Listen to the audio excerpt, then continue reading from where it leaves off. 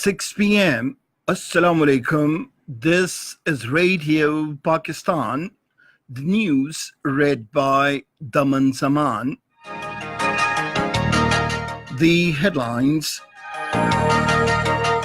The Prime Minister has expressed the resolve to uplift the living standard of the people across the country.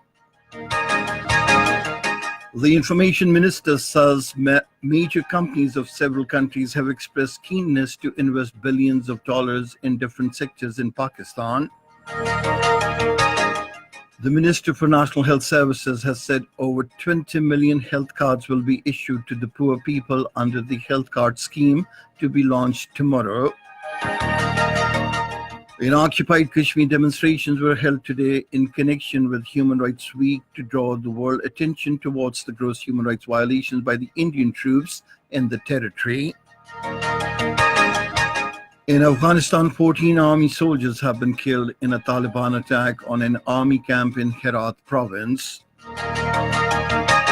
New Zealand beat Pakistan by 123 runs in the third cricket test match at Abu Dhabi today, winning the three-match series 2-1. And now the news in detail. Prime Minister Imran Khan has expressed the resolve to uplift the living standard of the people across the country. Addressing the students belonging to Balochistan in Islamabad today, he said the federal government has been working with Balochistan government to improve the lot of the people in the province. The Prime Minister said certain public welfare programs are going to be announced in the days to come. He said women empowerment is a priority of the government and a law is going to be introduced to ensure inheritance rights of women. He said principles of the state of Medina, such as justice, rule of law, and women's rights will be enforced to make Pakistan a truly Islamic welfare state. The Prime Minister said Pakistan will no more fight anyone's war, nor will it be coerced by any foreign power. He said Pakistan wants peace, but no compromise will be made on national integrity. Imran Khan said he had been emphasizing that war is no solution to the Afghan issue, and the country, which had been making demands of do more, is seeking Pakistan's cooperation today for political reconciliation in Afghanistan. The Prime Minister has reiterated the government's commitment to provide maximum facilitation and enabling environment to investors to take advantage of huge investment opportunities in the country. He was talking to the chairman Shanghai Electric Power, Wang Jiandan, who, along with a delegation, called on the Prime Minister in Islamabad today. The Prime Minister welcomed the Shanghai Electric Power's decision to make investment in the power sector. Wang Jiandan briefed the Prime Minister on his company and evinced keen interest to invest in the power sector of the country. The Information Minister Chaudhry Fawad Hussain says various major companies of the United States, the United Arab Emirates, Saudi Arabia, and some other countries have expressed keenness to invest billions of dollars in different sectors in Pakistan. Delivering a lecture at the Oxford University in London today, he said the government, under the leadership of Prime Minister Imran Khan, has focused on reviving the economy.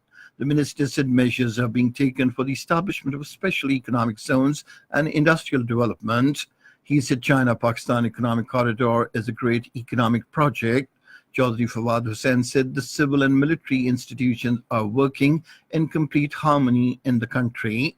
He said transparency and the rule of law are among the top priorities of the Pakistan Tehreek-e-Insaf government. The President, Dr. Arif Alvi, says the government is taking all necessary steps to improve the health sector. Addressing a health symposium in Islamabad today, he said social cushions like health cards will bring about a visible change in the life of the people, as they will not have to worry for expenditures during any illness. The President said medical is a noble profession that serves the humanity, and social standing of the doctors need to be improved. He emphasized the importance of medical research for improving the healthcare sector. The President appreciated the role of Health Minister Amir Mahmood Kiani for bringing visible improvements in his ministry. He also congratulated the administration and the staff of the Pakistan Institute of Medical Sciences for expanding facilities at the hospital. Earlier, the Minister for National Health Services and Regulations, Amir Mahmood Kiani, said healthcare sector will be further improved for facilitation of the masses. The Minister for National Health Services said the health card scheme will be launched tomorrow. He said under the scheme, 20 to 25 million poor people will be provided health cards. The minister said health budget will be enhanced from the current 0.67% of the GDP to 2% from the next fiscal year. This is Radio Pakistan. A ceremony to mark the 34th SARC Charter Day was held at the Foreign Office in Islamabad today. Addressing the ceremony, the Secretary of Foreign Affairs, Tahmina Janjua, said this day reminds us to respond positively and effectively to the growing and multifaceted challenges faced by the region. She said all the member countries need to work together with cohesion to transform the life of the peoples and alleviate poverty from the region. She said this is the commitment expressed repeatedly by the Prime Minister of Pakistan. The Foreign Secretary being the founding member, Pakistan stands steadfastly by the principles of SARC Charter. She said Pakistan continues to believe in the viability of the SARC organization. The Supreme Court has constituted a special committee to finalize recommendations on extending the constitutional rights to the people of Gilgit-Baltistan. A 7-member bench of the Apex Court, headed by the Chief Justice of Pakistan, Mr. Justice Mia Saqib Nisar, passed the order while hearing a case about providing constitutional rights to the people of Gilgit-Baltistan in Islamabad today.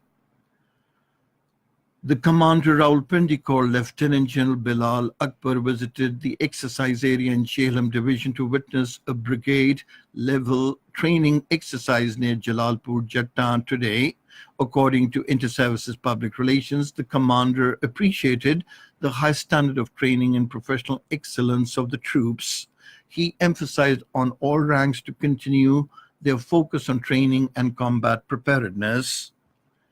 In occupied Kashmir, people, including Hurriyat leaders, activists, and lawyers, staged forceful demonstrations in Srinagar and other areas today in connection with the ongoing Human Rights Week to draw the attention of the world community towards gross human rights violations by the Indian troops in the territory. Scores of people, including Hurriyat leaders and activists, held demonstrations in Nauhatta, Haidarpura, Maisuma, Lal Chowk, and other localities of Srinagar and Baramulla and Pulwama areas after Friday prayers today. The protesters also demanded an end to the detention of Sayyid Ali Gilani and Muhammad Yasin Malik and the release of all political prisoners detained in various jails. In Afghanistan, 14 army soldiers have been killed after the Taliban militants attacked an army camp in Herat province. A local official said today that the militants also captured 20 army personnel along with weapons and ammunition and took them to an unknown location. He said the militants also suffered casualties but did not give any exact figures.